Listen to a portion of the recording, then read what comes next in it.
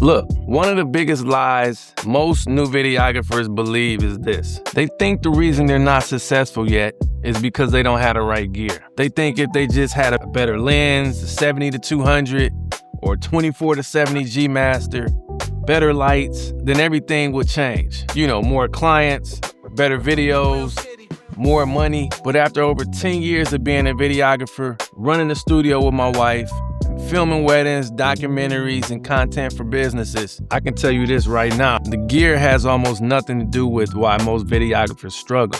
And in this video, I'm gonna break down the biggest lie most new videographers believe, why that lie is holding so many creators back, and what actually separates videographers who succeed from the ones who stay stuck. When people first get into videography, the first thing they focus on is gear. They start watching YouTube videos like best lens for cinematic videos or best lights. And before they even shoot their first real project, they're already convinced they need thousands of dollars worth of equipment. But here's the truth most people don't realize. Some of the best filmmakers in the world started with almost nothing. And the reason they grew is because they focus on their skills, storytelling, and experience, not gear. Now, I'm gonna keep it real with you. Gear is addictive because buying gear feels like progress. You order a new camera, you open the box, you feel like you're leveling up, but here's the dangerous part. Buying gear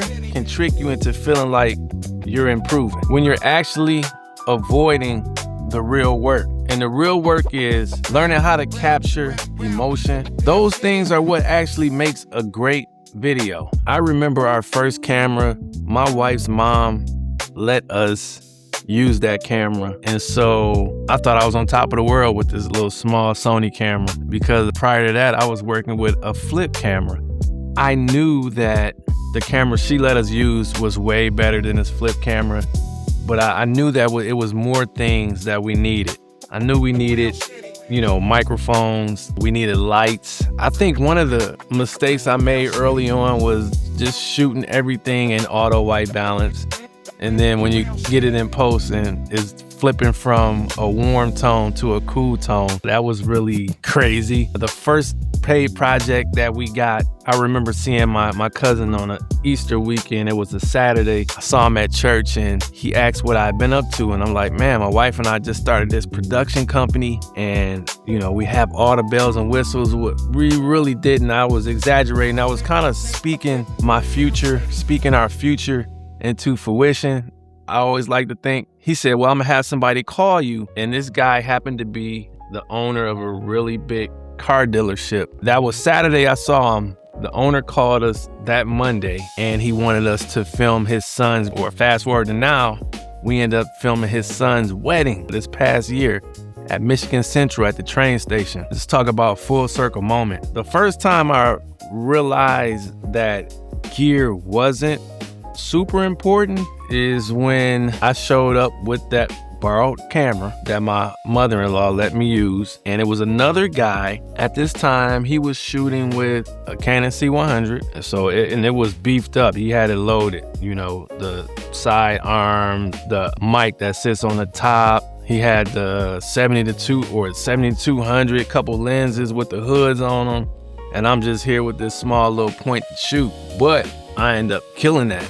They love the material more than the other guys thing. And I'm just like, I was blown back because this guy was shooting with the C100. I felt intimidated a little bit. But at that moment, I realized gear didn't matter as much. Now, don't get me wrong, you still have to have some gear. Like, I'm shooting with the Sony FX3 now, but I had to work my way up. I remember our first wedding we did. My wife's friend saw us on Facebook, and at this time we were posting things, you know, personal things we were doing or small jobs. We were posting that stuff online, and she asked us to film her wedding. Now, we were up front and said that we had never filmed a wedding before. This was in 2013, I believe. We told her we never filmed a wedding before, but she said that she really liked the stuff that we was posting, and she knew that we would kill it. So now, by this point, I was on YouTube. I was getting on YouTube and I was looking at wedding highlights because I never shot one before. I locked myself in the office literally, and was picking apart these wedding highlights. Thinking back on it now, I was putting together a shot list, like, if that makes any sense. But we end up shooting that wedding, and we end up killing that wedding. And from that wedding, we got more weddings. So after we did that first wedding, the bride referred us to another wedding. We did a great job with that wedding. We also did a great job at building relationships, being personable, leaving a lasting impression on our clients. And from that, we were able to grow. Let's talk about what makes a videographer great. The ones who succeed long-term, they focus on a few things most beginners ignore. Things like storytelling. Every great video tells a story. Never forget that. I always remind myself that when filming. Whether it's a wedding or a documentary, a YouTube video, or a commercial. Let's talk about lighting. Lighting is what separates amateur footage from professional footage. A $500 camera with great lighting can look better than a $5,000 camera with bad lighting. Trust me, I've seen it. Like, that's real. That's very real. And let's get into the audio. Bad audio will ruin a video faster than the bad visuals. People will tolerate imperfect visuals, but if it sounds bad, they're clicking off. They're out of there. This is why I'm always talking about microphones. If you look at my page, I'm always talking about microphones. I have over 50 microphones. I'm tripping, man. I'm just reflecting on having that Sony. That was a little point and shoot little digital camera, and I was in my bag. Like, I was working that little thing. Even for my personal projects, like, I go back, I still can look at these videos I shot, and it was like, man, I was really moving around with this little point and shoot. I was outside with it. It's just amazing. It's amazing to me because looking at the gear that I have now, and I'm still passionate about this. I don't think I'm ever gonna lose my passion when it comes to videography, audio, music, things of that nature. I don't think I'll ever lose my passion. And I just remember getting the job done with that camera. And when you compare it to the ones that I have now, it's like they don't even come close. But I was still getting the job done. I was still creating relationships, still making sure my clients were happy. And at the end of the day, that's what it's about. It's about always seeking to become better. I'm always studying. I'm always watching something, doing my research. And I think that's what it really is about. Developing relationships is extremely important. I believe that's how my wife and I were able to scale over the years.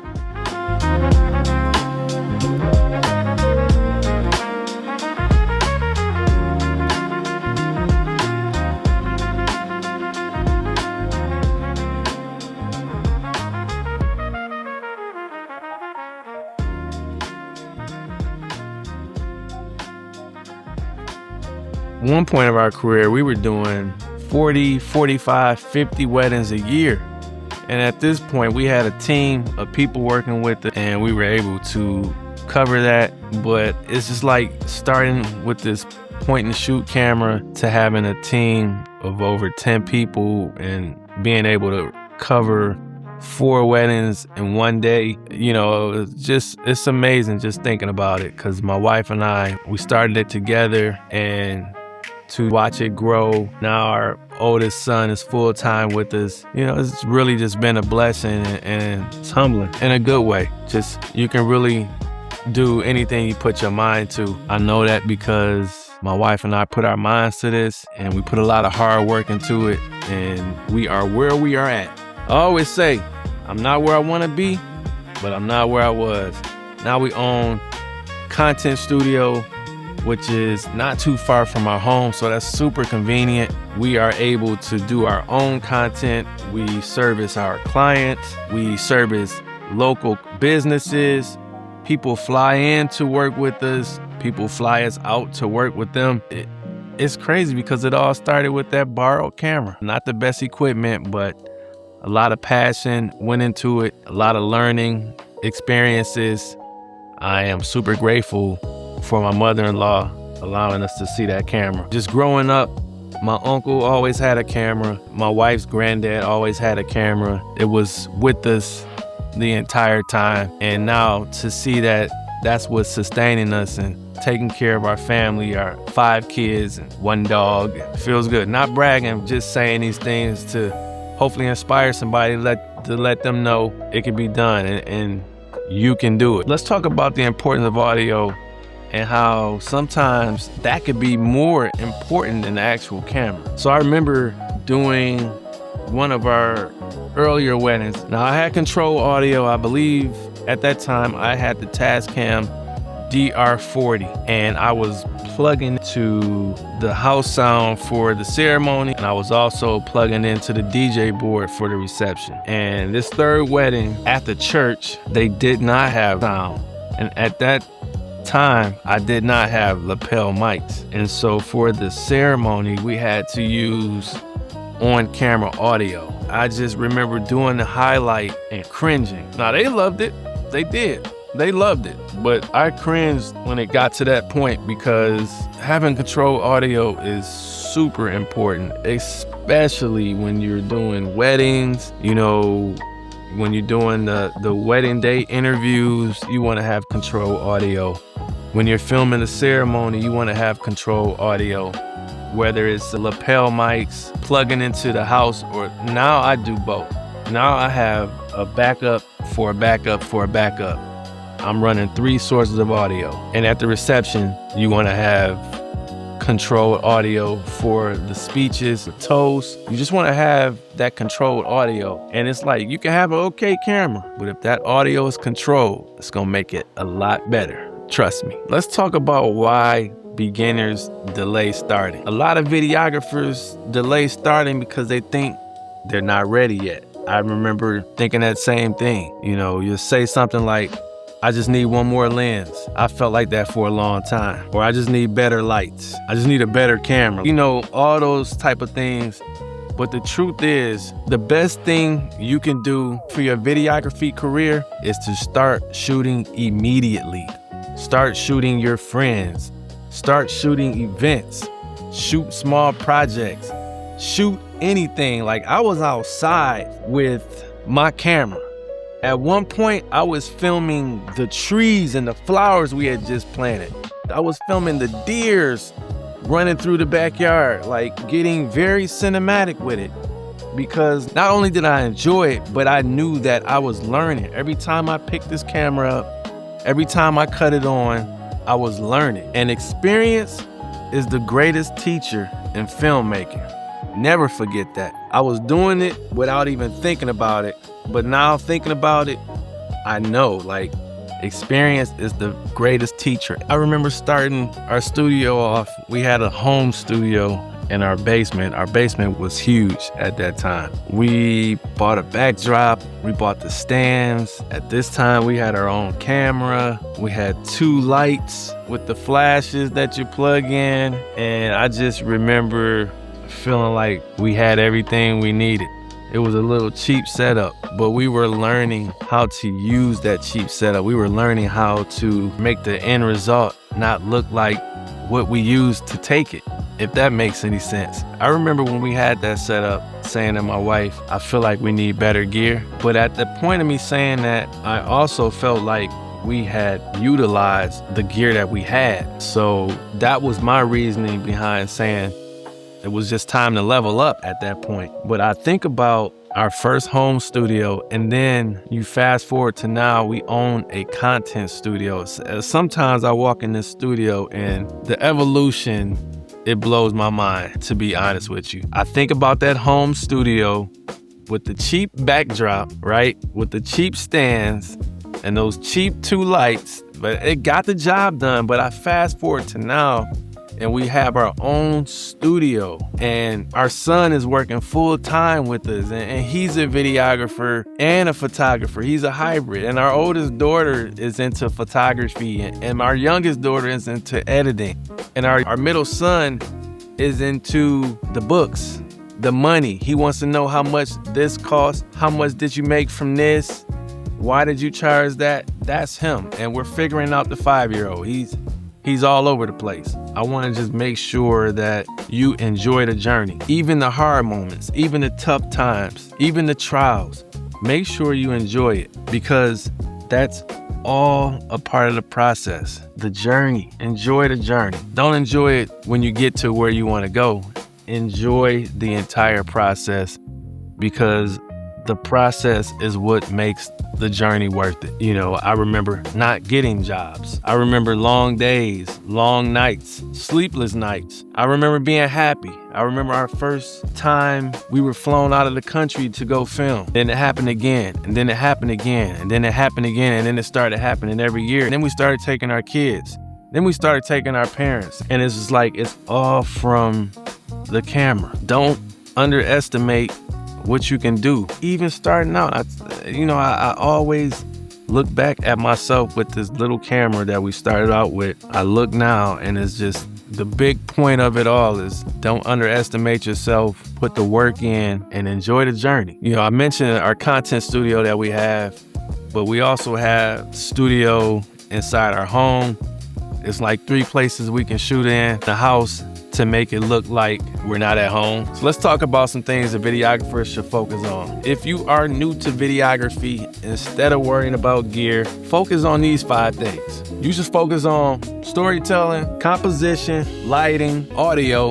I'm an audio guy, so I'm always say focus on audio, and working with people. Our very first client, we end up filming his son 13 years later, right? You gotta have that relationship. You gotta be able to develop those relationships, because when you're capturing real emotions, real stories, it's real, man.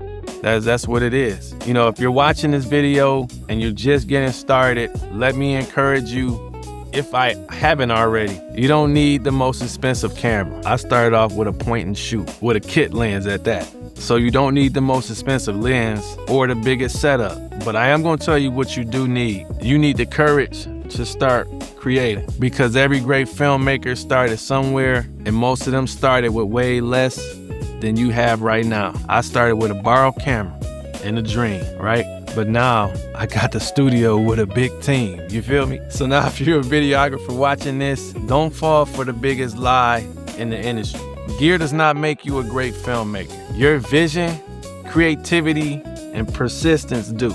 And if you stay consistent, keep learning, keep shooting, you'll be surprised at how far you can go. And if this video helped you in any way, shape, or form, make sure you subscribe to the channel, because that's what helps us go and grow. And until the next time, DreTheFilmGuy signing off. Peace.